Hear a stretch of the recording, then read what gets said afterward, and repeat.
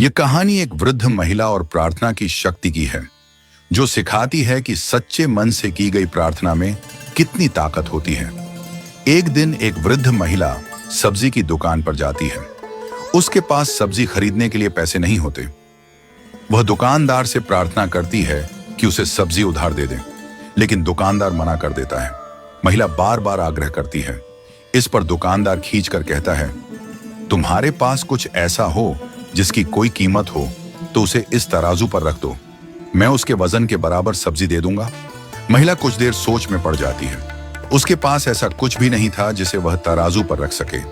थोड़ी देर सोचने के बाद वह अपनी पुरानी झोली से एक मुड़ा तुड़ा कागज का टुकड़ा निकालती है।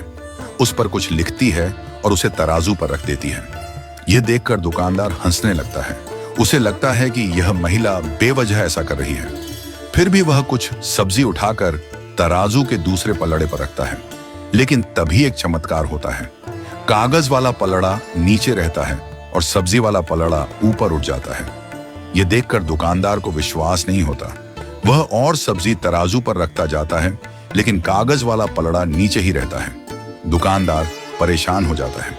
आखिरकार वह तंग आकर उस कागज को उठाकर पढ़ता है। कागज पर लिखा होता है, हे श्री कृष्ण, तुम सर्वज्ञ हो, अब सब कुछ तुम्हारे हाथ में है। यह पढ़कर दुकानदार हैरान रह जाता है। उसकी आंखों में अनजानी चमक आ जाती है। वह समझ जाता है कि यह सब उस महिला की प्रार्थना का चमत्कार है। वह बिना कुछ कहे तराजू में रखी सारी सब्जी महिला को दे देता है। वहां खड़े अन्य ग्राहक जो यह सब देख रहे थे, दुकानदार को समझाते हैं, इसमें आश्चर्य की कोई बात नहीं है। केवल श्री कृष्ण ही जानते हैं कि सच्ची प्रार्थना का मोल क्या होता है। यह घटना दुकानदार को जीवन का एक बड़ा सबक सिखाती है।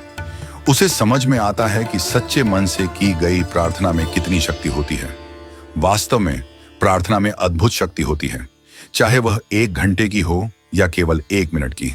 यदि सच्चे और समर्पित मन से की जाए तो ईश्वर अवश्य सहायता करते हैं। अक्सर लोग कहते हैं कि उनके पास प्रार्थना करने का समय नहीं है, लेकिन सच्चाई यह है कि ईश्वर को याद करने का कोई निर्धारित समय नहीं होता। उनके लिए केवल सच्चे दिल की पुकार मायने रखती है। यह कहानी हमें सिखाती है कि जब भी हम जीवन में कठिनाई या असहाय महसूस करें, हमें ईश्वर से प्रार्थना करनी चाहिए। प्रार्थना में वह शक्ति है जो असंभव को संभव बना सकती है। ईश्वर हमारी हर प्रार्थना सुनते हैं और सही समय पर उत्तर देते हैं। इसलिए हर परिस्थिति में उनका स्मरण करें और उन पर विश्वास रखें। सच्चे मन से की गई प्रार्थना से हर समस्या का समाधान संभव है।